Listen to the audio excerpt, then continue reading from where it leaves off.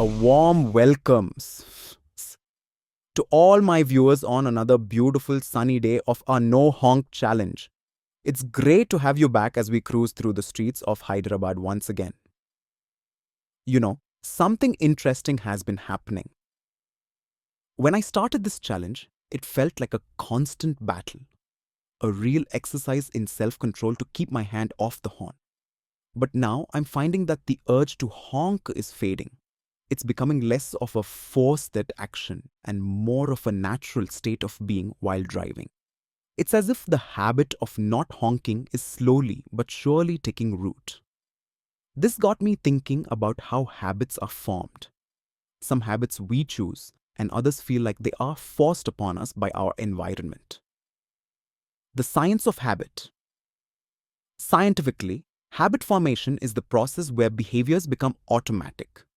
It's a neurological loop in our brain consisting of three key parts: a cue, a routine, and a reward. The cue. This is the trigger that tells your brain to go into automatic mode and which habit to use. It could be a location, a time of day, an emotional state, or even the actions of others. For my honking habit, the cue was seeing another car get too close or a pedestrian stepping out. The routine. This is the behavior itself, which can be physical, mental, or emotional. In my case, it was the physical act of honking. The reward. This is what helps your brain figure out if this particular is worth remembering for the future. The reward is what satisfies the craving. For honking, perhaps the reward was a fleeting sense of control or a release of frustration. When you repeat this loop enough, it becomes ingrained in your neural pathways, and the behavior becomes subconscious. In fact, research suggests that habits account for nearly 45% of our daily actions.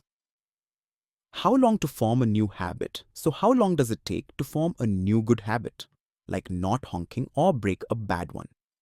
You might have heard the popular myth that it takes just 21 days. However, research tells a different story. Studies show that, on average, it takes more than 2 months for a new behavior to become automatic. 66 days to be exact. But this can vary widely from person to person and depending on the habit. One study found the time it took for participants to form a new habit ranged from 18 to as long as 254 days.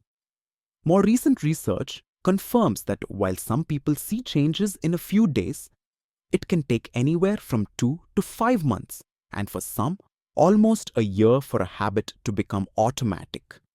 The key takeaway is that consistency is more important than speed. Missing a single opportunity to perform the behavior doesn't ruin the habit formation process, so don't get discouraged if you slip up. Breaking a bad habit. When it comes to breaking a bad habit, a very effective strategy is not just to stop the old behavior, but to replace it with a new one. The new routine should ideally provide a similar reward. By understanding the cue and the reward, you can consciously choose a different, more positive routine.